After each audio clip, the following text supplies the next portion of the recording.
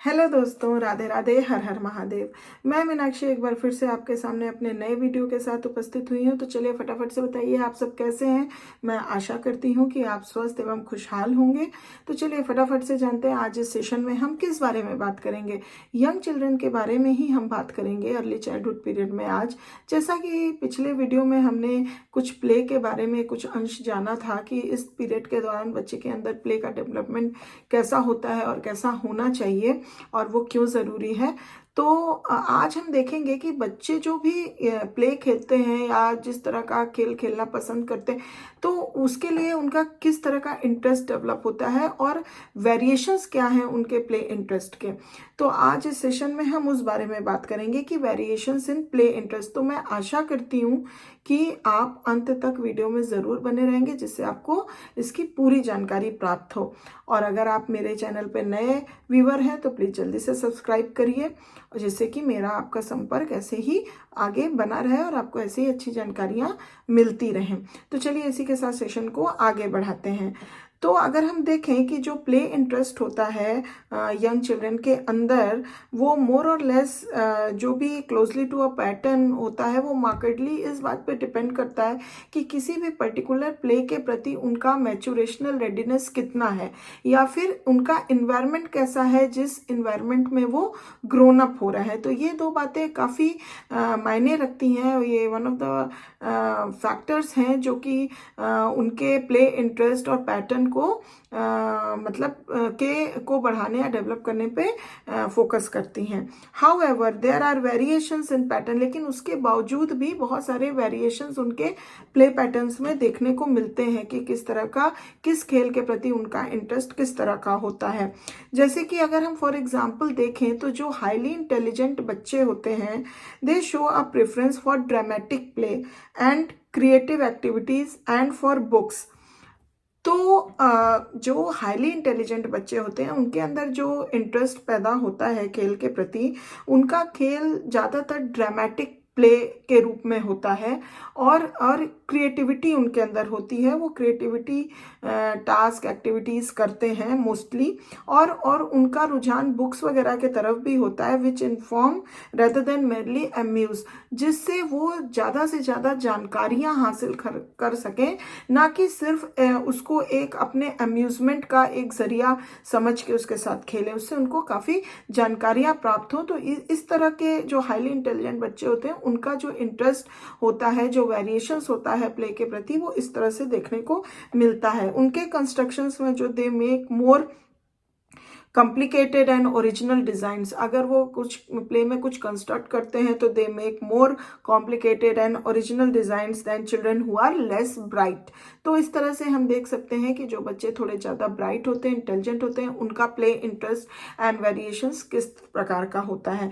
Even in the preschool years में देखा गया है children become aware of the fact that certain kinds of play and certain kinds of toys are considered more appropriate for one sex than for the other.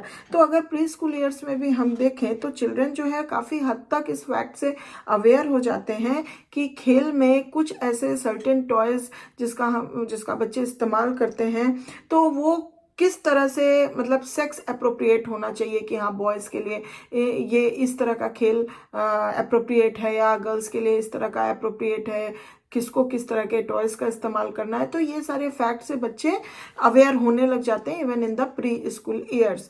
This influences the kind of play equipment they use and the way they play with it. तो इस कारण से, इस fact के कारण क्या होता है कि ये चीज़ उनको किस तरह के प्ले इक्विपमेंट्स को उनको इस्तेमाल करना है, इसको बहुत इन्फ्लुएंस करती है। ये फैक्ट इस बात को बहुत इन्फ्लुएंस करता है और किस तरीके से उस प्ले इक्विपमेंट के साथ उसको खेलना है, ये बातें भी इस पर काफ़ी निर्भर होती हैं। Boys are more aware than girls of the sex appropriateness of toys. Toys लड़की के लिए कैसा होना चाहिए, बॉयज़ के लिए कैसा होना चाहिए, इस चीज़ का जो फैक्चुअल थोड़ा सा भी जो फैक्ट का ज्ञान होता है, वो अवेयरनेस होती है, वो बॉयज़ के अंदर गर्ल्स की कंपैरिजन ज़्यादा होती है कि किस तरह के टॉयज़ के साथ हमें खेलना है, सेक्स अप्रोप्रिएट टॉयज़ क्या क्या हैं। Boys also throughout early childhood show a wide range of play interest than girls. और बॉयज़ के अंदर थ्रू आउट मतलब अगर हम देखें तो अर्ली चाइल्डहुड पीरियड में बॉयज़ के अंदर ज़्यादा रुझान होता है खेल के प्रति than the girls as compared to the girls. The most important play equipment children have and the amount of space they have to play in, both of which are influenced to a large extent by the socio economic status of the family. तो अगर हम देखें कि play में कितने कितने amount of play equipment का बच्चा जो है वो इस्तेमाल करके खेल खेल रहा है या उसको खेलने के लिए कितना अमाउंट ऑफ स्पेस प्रोवाइडेड है, ये सारी बातें इस चीज़ पे इन्फ्लुएंस करती है और इस तरह से उसका हम मापदंड लगा सकते हैं कि उस बच्चे का के फैमिली का सोशियो इकोनॉमिक स्टेटस कैसा है। And it also influence the pattern of their play. और ये बात जो होती है फैमिली की सोशियो इकोनॉमिक स्टेटस, ये पैटर्न ऑफ प्ले को भी, बच्चे के जो भी पैटर्न ऑफ प्ले है इसको भी काफ़ी हद तक इन्फ्लुएंस करती है।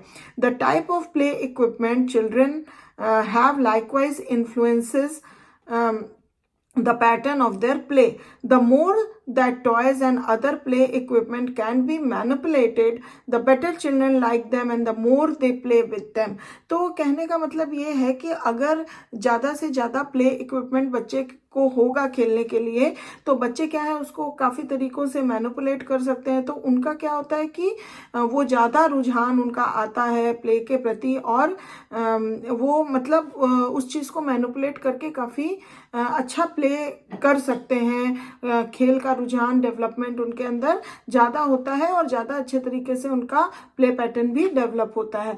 Well developed motor skills encourage children to engage in games and constructions.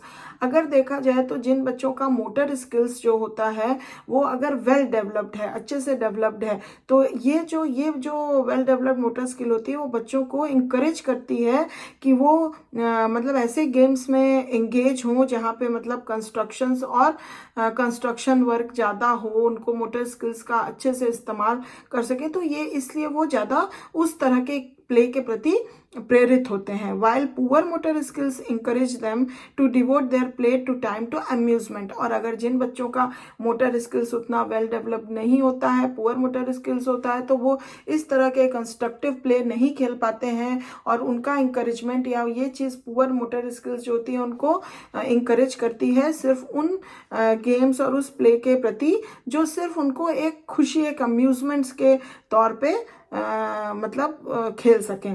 वो ऐसा कोई कंस्ट्रक्टिव प्ले करने के तरफ मतलब रुझान उनका नहीं जाता है बिकॉज कहीं ना कहीं वो लैक होते हैं, पुअर मोटर स्किल्स उनकी होती है। Children who are popular with their peers want to play more with other children. अगर इसी तरह हम अगर बात करें तो जो बच्चे अपने पीयर ग्रुप में काफ़ी पॉपुलर हैं तो वो दूसरे बच्चों के साथ खेलना पसंद करेंगे। While those who lack social acceptance और enjoy only marginal acceptance are forced to play alone most of the time। और जो जाहिर सी बात है जिन बच्चों का सोशल एक्सेप्टेंस अच्छे से नहीं हुआ है, जो पीयर ग्रुप के साथ अच्छे से घुल मिल नहीं पाते हैं या कहीं ना कहीं वो लैग बिहाइंड करते हैं या फिर उनको मिला भी होता है तो बहुत मार्जिनल एक्सेप्टेंस मिला हुआ रहता है, तो ऐसे बच्चे क्या होते हैं वो मतलब वो अंदर से ही वो उनका फोर्स्ड होते हैं कि वो ऑलमोस्ट ऑल द टाइम मतलब अलोन रहें या लोनली अकेले ही कोई प्ले करें, खेल खेलें, गेम खेलें। मतलब वो ज़्यादातर दूसरों बच्चों के साथ कम ही खेलने में रुचि रखते हैं क्योंकि वो अपने आप को उनके मतलब समकक्ष में नहीं पा पाते हैं। Creative children spend much of their play time doing something original with their toys and play equipment, while non-creative children follow a pattern set by others। तो उसी तरह अगर हम क्रिएटिव बच्चों की बात करें तो वो अपना मोस्ट ऑफ द टॉयज के साथ समय या फिर जो भी उनका प्ले इक्विपमेंट्स हैं उनके साथ जो भी है वो कुछ ना कुछ नया इनोवेटिव करने की कोशिश करते हैं और उस तरह से वो अपने खेल को बनाते हैं, कंस्ट्रक्ट करते हैं। लेकिन अगर हम उसके जगह पे अगर हम बात करें नॉन क्रिएटिव बच्चों की तो उनके लिए जो भी प्ले सेट बाय अदर्स किए जाते हैं वो सिर्फ उसी एक पैटर्न पे चलते हैं। उनका खुद का कोई क्रिएशन या खुद का कोई manipulation with equipment and with the toys वो उतना क्रिएटिविटी नहीं दिखा पाते हैं। और वो जो दूसरों के द्वारा जो भी प्ले सेट किया रहता है वो बस एक उस पे चलते हैं और उसी तरह के प्ले को खेलते हैं। The more guidance children receive in their play, the greatest the variety of play activities they engage in and the greater the enjoyment they derive from these activities. अगर देखा जाए तो अभी ये यंग चिल्ड्रन है, काफ़ी यंग बच्चे हैं, तो इनको कहीं ना कहीं खेल वगैरह के लिए इंकरेजमेंट की भी ज़रूरत होती है, गाइडेंस की भी ज़रूरत होती है। तो जिन बच्चों को ये प्रॉपर गाइडेंस मिलती है तो वो क्या करते हैं, बहुत बहुत तरह की एक्टिविटीज़ में अपने आप को इंगेज कर पाते हैं और वो ज़्यादा से ज़्यादा अपने इस engagement with the play with the games वो उतना ही ज़्यादा इंजॉयमेंट डिराइव कर पाते हैं इन सारी एक्टिविटीज़ से। How much guidance children receive in their play is influenced by the socio-economic status of the family। और कितना गाइडेंस उनको मिल पा रहा है खेल के दौरान ये भी बहुत ज़्यादा डिपेंड करता है कि उस बच्चे की फैमिली का सोशियो इकोनॉमिक स्टेटस कैसा है। देखा गया है कि the higher the socio-economic status, the more guidance children are likely to receive। जिन फैमिली का सोशो इकोनॉमिक स्टेटस हायर है उनके बच्चों को और वो बच्चे ज़्यादा से ज़्यादा गाइडेंस अपने प्ले के दौरान रिसीव कर पाते हैं। This is specially so in the books and comics they are given to read. अगर हम एक एग्जाम्पल के तौर में देखें तो ऐसे बच्चों को उनकी फैमिलीज जो होती हैं गाइड करती हैं और ज़्यादा से ज़्यादा बुक्स कॉमिक्स पढ़ने को देती हैं और टेलीविज़न प्रोग्राम्स इंकरेज करती हैं कि वो देखें, परमिट करती हैं कि वो देखें, वॉच करें और उनसे ज़्यादा से ज़्यादा चीज़ें वो सीखें। खेल खेल में ही फन लर्निंग अगर हम देखें तो बहुत सारा उनको गाइडेंस मिलता है कि फन के साथ उनकी बहुत सारी लर्निंग डेवलपमेंट होती है। तो खेल के खेल एंड ज्ञान का ज्ञान सब कुछ बच्चों को मिल पाता है। तो इस सेशन में हमने देखा कि जो भी बच्चों का इंटरेस्ट डेवलप होता है खेल के प्रति उसमें काफ़ी वेरिएशंस होते हैं और ये वेरिएशंस के पीछे क्या क्या फैक्टर्स हैं वो हमने जाना कि किस तरह के बच्चे किस तरह के प्ले इंटरेस्ट में इंगेज होते हैं, क्या फैमिली का बैकग्राउंड होता है, स्टेटस होता है, वो कहाँ कहाँ पे इन्फ्लुएंस करता है, किस तरह के गाइडेंस बच्चे को इन्फ्लुएंस करते हैं। तो बहुत सारी जानकारियाँ, बहुत सारे वेरिएशंस प्ले इंटरेस्ट के डेवलपमेंट बच्चों के अंदर जो होता है वो इस सेशन में हमने जानकारी ली। मैं आशा करती हूँ कि ये जानकारी आपको पसंद आई होगी। अगर अच्छी लगी है, समझ में आई है तो प्लीज़ एक लाइक ज़रूर दे दीजिए। अगर आप में से किसी का भी कोई सजेशन है, कमेंट है, कोई क्वेश्चन है, अगर आप पूछना चाहते हैं तो प्लीज़ मुझे कमेंट बॉक्स पे ज़रूर भेजिए, लिख के कमेंट अपना, और या फिर कोई भी क्वेश्चन हो, कोई भी सजेशन हो तो आप ज़रूर दीजिए और मैं ज़रूर आपके किसी भी प्रश्न का या किसी भी कमेंट का रिप्लाई करूंगी। और मैं चाहती हूं कि आपका और मेरा संपर्क यूं ही ऐसे मजबूती से बना रहे। Thanks for watching my video. मैं अगले वीडियो में फिर एक नई जानकारी लेकर आपके सामने प्रेजेंट होंगी। तब तक के लिए अपना ध्यान रखिए, ख्याल रखिए। Bye bye, take care.